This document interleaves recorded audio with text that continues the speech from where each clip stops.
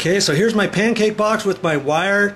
Now it's all about reading the directions on your ceiling fan, and every ceiling fan known to man goes up slightly different than another brand. Okay, so you've got to read your directions. If I show you on this one what to do exactly, yours is not going to be the exact same. If you want to check all about ceiling fans on my YouTube channel, on the main channel page, find playlists, click on there, scroll down the playlist to ceiling fan. I think it's called Ceiling Fan Heaven, and I might have 50 or 60 different videos: how to install a ceiling fan, how to repair a ceiling fan, how to fix a wobbly ceiling fan, how to install a ceiling fan switch, all kinds of stuff. Okay, so you're in luck there. Go to the playlists. Okay, so I'm going to read my directions, and I'll start. See, I don't want to put that ground wire up on that screw yet, because the ceiling fan is going to have some ground wires on there too, and I'll have to connect it to the existing, that ground wire up there. I got a black wire, white wire, and a ground wire up there right now. Okay, so read your directions and do it right.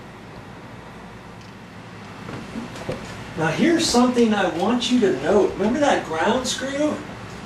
I've got you close up in there. There's the ground screw. Here's the copper wire for the ground. What I did is I backed the screw off a little bit, and I wrapped this all the way around 360 degrees on that screw, then tighten that up. Okay, so now I'm properly attached to the metal box, and I can have this kind of pushed off to the side, because you always have to look at your project and figure out everything, because see, where this bracket goes, it's gonna go right in there, and there's no way I'm going to be able to reach that screw once I put this bracket up, right? So that's why I attach that first. Then I can look at this and see what I have to do to rearrange these wires and put this up there like that, okay? And then the other wire is going to go, the small little ground wire is going to be attached to this with a wire net.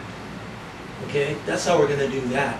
Now see, do you see, this is going to fit flush up to the ceiling. So I got to push these wires back, and there's enough room, just barely, you know, with these little pancake boxes, but there was no other way for us to do this, right?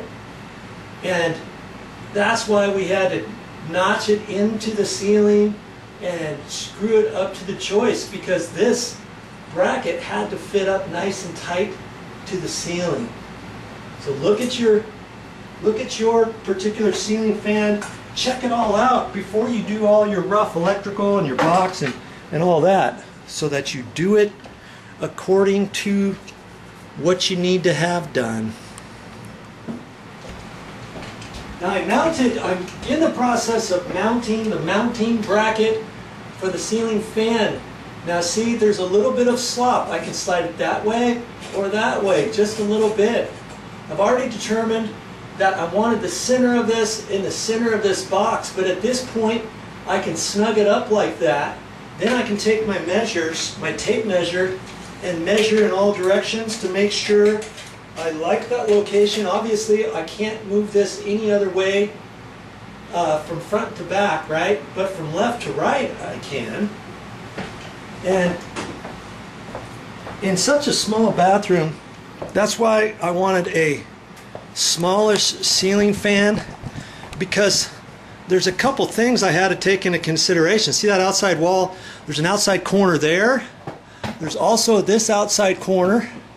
And then there's also the side wall over there. So when I measured that, I took different measurements, and I wanted to split the difference as best I could. Now, if I had that right there, I can go off of this wall. The center looks like 30 inches. And if I go to that corner, the center is 30 inches. It's right on. Now, let's see what this is. Now see, this side is 29 inches to the center, and I couldn't have made it any closer. I mean, I could have shifted it over this way, but I couldn't have shifted over this way much, because I wanted enough meat to hitting my bracket and everything. And see, the ceiling fan is 42 inches, so 21 inches from the center over. And so, you know, I didn't want to get too close to this outside corner, the other outside corner over here in the wall. And so basically what I had to do here was I wanted to kind of get a happy medium, split the difference as best I could. And I think, by Joe, we did a pretty good job at that. So I'm going to clamp that down right where it's at.